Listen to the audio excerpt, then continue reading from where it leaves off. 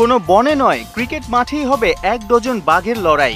নেপালি টাইগারের শিকারে কি পরিণত হবে শান্ত সাকিবরা? বিশ্বকাপে বাংলার 11 টাইগার ভরকে যেতে পারে হিমালয়ের দেশের দীপেন্দ্র সিং ওইরির হিংস্রতা দেখে, যাকে টাইগার বলে ডাকে নেপালিরা। ব্যাট হাতে ঝড় তুলে সামর্থ্য দেখিয়ে ইতোমধ্যেই ক্রিকেট বিশ্বে আলো কাড়েন এই ডানহাতি ব্যাটার।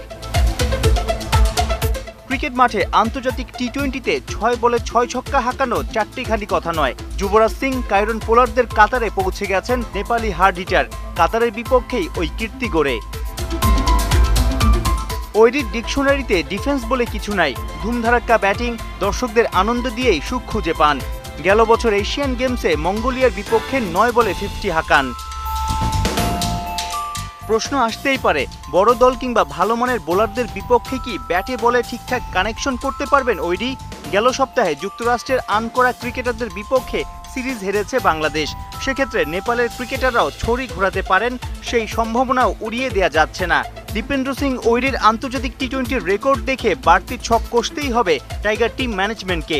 গড় আর স্ট্রাইক রেট অবিশ্বাস্য। ব্যাটিংয়ে দলের সেরা তারকা, অফ স্পিনেও প্রতিপক্ষ ব্যাটারদের ধাঁধায় ফেলতে ওস্তাদ এই অলরাউন্ডার। বাঁহাতি সৌম্য, তানজিদ, শান্ত, সাকিবদের সামনে বেশ কাজে লাগতে পারে ওইরির ফিঙ্গার স্পিন। ব্যাটে বলে ফিল্ডিংয়ে ক্রিকেট মাঠের হিংস্র টাইগার, পেশায় আবার পুলিশ সদস্য।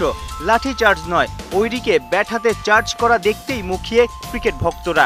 বিশ্ব মঞ্চে 16 জুন গড়াবে বাংলাদেশ নেপাল ম্যাচ।